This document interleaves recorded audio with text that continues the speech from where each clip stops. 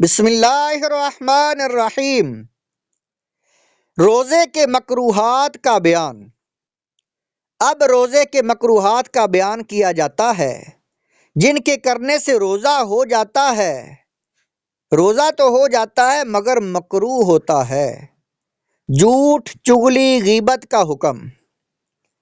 جھوٹ، چغلی، غیبت، بد نگاہی، گالی دینا بلا اجازت شرعی، کسی کا دل دکھانا، داڑھی مونڈنا وغیرہ چیزیں ویسے بھی ناجائز و حرام ہیں، روزہ میں اور زیادہ حرام، اور ان کی وجہ سے روزہ مکروہ ہو جاتا ہے اور روزے کی نورانیت چلی جاتی ہے، جیسا کہ حدیث میں آیا کہ حضرت سیدنا ابو ہریرہ رضی اللہ تعالیٰ عنہ سے روایت ہے، نور مجسم شاہ بنی آدم صلی اللہ علیہ وآلہ وسلم کا فرمان ہے، روزہ سپر یعنی ڈال ہے جب تک اسے پھاڑ نہ دیا جائے۔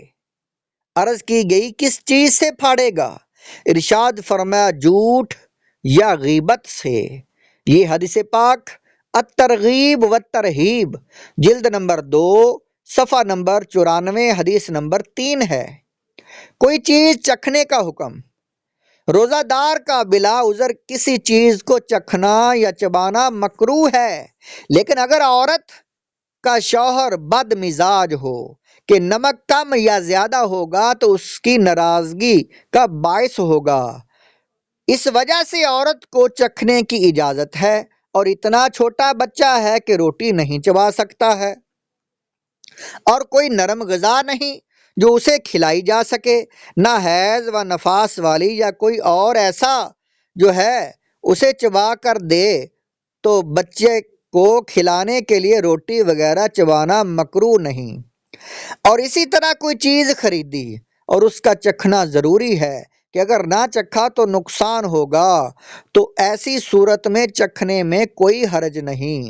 یہ فتویٰ در مختار جلد نمبر 3 صفحہ نمبر 395 پر ہے، مگر چبانے یا چکھنے میں پوری احتیاط رکھیے، اگر حلق سے نیچے کچھ اتر گیا تو روزہ ٹوٹ جائے گا۔ روزے میں بیوی کا بوسہ لینے اور گلے لگانے کے احکام۔ بیوی کا بوسہ لینے اور گلے لگانا اور بدن کو چھونا مکروہ نہیں، ہاں اگر یہ اندیشہ ہو کہ انزال ہو جائے گا یا جماع میں مبتلا ہوگا، اور ہونٹ اور زبان سنا روزہ میں مطلقاً مکروہ ہیں۔ یوں ہی مباشرت فاحشہ یعنی شرمگاہ سے ٹکرانا مکروہ ہے۔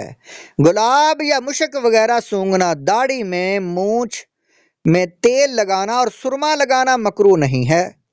روزے کی حالت میں ہر قسم کا عطر، خوشبو سونگھ بھی سکتے ہیں اور کپڑوں پر لگا بھی سکتے ہیں۔ یہ در مختار جلد نمبر 3 صفحہ نمبر 397 پر ہے۔ روزے میں مسواک کے احکام۔ روزے میں مسواک کرنا مکروہ نہیں، بلکہ جیسے اور دنوں میں سنت ہے ویسے ہی روزہ میں بھی سنت ہے۔ مسواک خشک ہو یا تر، اگرچہ پانی سے تر کی ہو، زوال سے پہلے کریں یا بعد میں کریں، کسی وقت بھی مکروہ نہیں ہے۔ حدیث پاک میں آیا ہے، حضرت سیدنا عامر بن ربیعہ رضی اللہ تعالیٰ عنہما سے روایت ہے، میں نے دو جہاں کے مالک مختار شہنشاہ ابرار صلی اللہ علیہ وآلہ وسلم کو روزہ میں مسواک کرتے دیکھا۔ ترمذی شریف جلد نمبر 2 صفحہ نمبر 176 حدیث نمبر 725۔ اکثر لوگوں میں مشہور ہے کہ دوپہر کے بعد روزہ دار کے لیے مسواک کرنا مکروہ ہے۔ یہ ہمارے مذہب حنفیہ کے خلاف ہے۔ اگر مسواک چبانے سے ریشے چھوٹیں یا مزہ محسوس ہو تو ایسی مسواک روزے میں نہیں کرنا چاہیے۔ فتاوی رضویہ جلد نمبر 10 صفحہ نمبر 511۔ اگر روزہ یاد ہوتے ہوئے مسواک کا ریشہ یا کوئی جز حلق سے نیچے اتر گیا تو روزہ ٹوٹ جائے گا۔ ٹھنڈک کے لیے غسل و کلی کا حکم۔ وضو و غسل کے علاوہ ٹھنڈک پہنچانے کی غرض سے کلی کرنا یا ناک میں پانی چڑھانا یا ٹھنڈک کے لیے نہانا بلکہ بدن پر بھیگا کپڑا لپیٹنا بھی مکروہ نہیں۔ ہاں، پریشانی ظاہر کرنے کے لیے بھیگا کپڑا لپیٹنا مکروہ ہے کہ عبادت میں دل تنگ ہونا اچھی بات نہیں ہے۔ رد المختار جلد نمبر 3 اور صفحہ نمبر 399۔ منہ میں تھوک اکٹھا کر کے نگل جانا یہ تو بغیر روزہ کے بھی ناپسندیدہ ہے اور روزہ میں مکروہ ہے۔ رمضان میں مشقت والا کام کرنا۔ رمضان المبارک کے دنوں میں ایسا کام کرنا جائز نہیں ہے جس سے ایسی کمزوری آ جائے کہ روزہ توڑنا پڑے یا اس کا ظن غالب ہو۔ لہذا نان لگانے والے کو چاہیے کہ دوپہر تک روٹی پکائے پھر باقی دن میں آرام کرے۔ در مختار جلد نمبر 3 صفحہ نمبر 400۔ یہی حکم معمار و مزدور اور مشقت کے کام کرنے والوں کا ہے۔